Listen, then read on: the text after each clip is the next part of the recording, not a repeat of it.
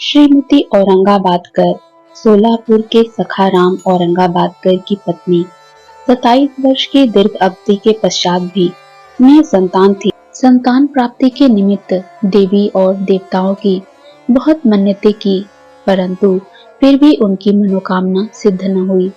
जब वे सर्वथा निराश होकर अंतिम प्रयत्न करने के विचार से अपने सौतेले पुत्र श्री विश्वनाथ को साथ ले शिरडी आई और वहां बाबा की सेवा करते हुए 2 माह रुकी। जब भी वे मस्जिद जाती तो बाबा को भक्तगणों से घिरे हुए पाती। उनकी इच्छा बाबा से एकांत में भेंट कर संतान प्राप्ति के लिए प्रार्थना करने की थी, परंतु कोई योग्य अवसर उनके हाथ न लग सका। अंत में उन्होंने श्यामा से कहा कि जब बाबा एकांत में हो तो मेरे लिए प्रार्थना कर देना।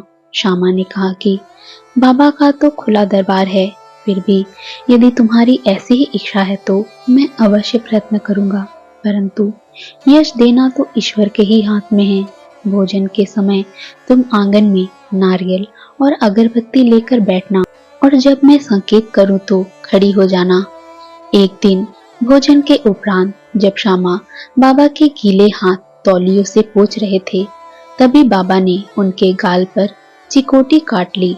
तब श्यामा क्रोधित होकर कहने लगे कि देवा, यह क्या आपके लिए उचित है कि आप इस प्रकार मेरे गाल पर चिकोटी काटे? मुझे ऐसे शरारती देव की बिल्कुल आवश्यकता नहीं जो इस प्रकार का आचरण करे। हम आप पर आश्रित हैं, तब क्या यही हमारी घनिष्ठता का फल है? बाबा ने कहा, अरे तुम तो 72 जन्मों से मेरे साथ हो। मैंने अब तक तुम्हारे साथ ऐसा कभी नहीं किया, फिर तुम मेरे स्पर्श को बुरा क्यों माने हो? श्यामा बोले कि मुझे तो ऐसा देव चाहिए जो हमें सदा प्यार करे और नित्य नया नया मिष्ठान खाने को दे। मैं तो तुमसे किसी प्रकार की इच्छा नहीं रखता और ना मुझे स्वर्ग आदि ही चाहिए। मेरा तो विश्वास सदैव तुम्हारे चरणों में ही जागृत रहे, यही मेरी अभिलाषा है। तब बाबा बोले कि हाँ, सचमुच मैं इसीलिए यहाँ आया हूँ। मैं सदैव तुम्हारा पालन और उदर पोषण करता आया हूँ, इसलिए मुझे तुमसे अधिक स्नेह है। जब बाबा अपनी गादी पर विराजमान हो गए, तभी श्यामा ने उस स्त्री को संकेत किया। उसने ऊपर आकर बाबा को प्रणाम कर उन्हें नारियल और धूप बत्ती भेंट की। बाबा ने नारियल हिलाकर देखा तो वह पानी से पूर्ण था, बजता था।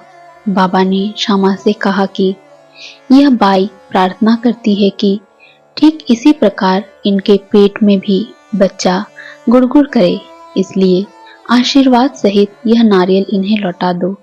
तब फिर बाबा बोले कि क्या नारियल से भी संतान की उत्पत्ति होती है?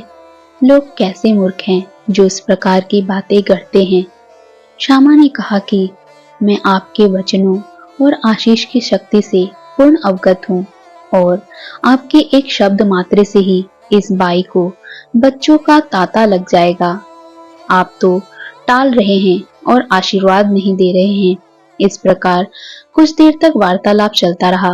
बाबा बार बार नारियल फोड़ने को कहते थे, परंतु श्यामा बार बार यही हट पकड़े हुए थे कि बाबा इसे उस बाई को दे दें।